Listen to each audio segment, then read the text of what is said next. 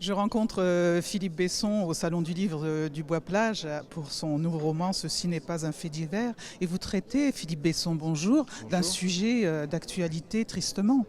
Oui, le féminicide en fait, puisque ce livre part d'une confession d'un jeune homme qui dit voilà, mon père vient de tuer ma mère en fait.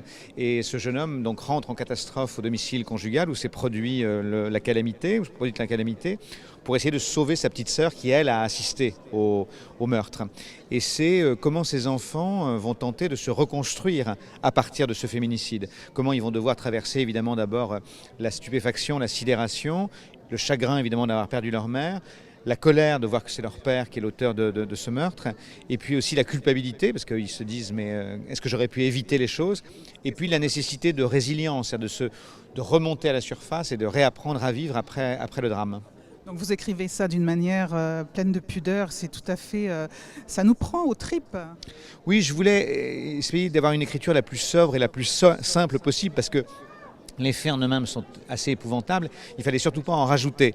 Mais en même temps, je voulais raconter cette histoire à hauteur d'homme, si je puis dire, d'humanité. C'est-à-dire qu'il fallait qu'on comprenne que c'est pas juste une statistique, que c'est pas un fait divers, que c'est pas un chiffre dans un décompte macabre, mais que c'est une histoire réelle, incarnée, et qu'on comprenne la souffrance et la tristesse qui sont charriées par tout ça.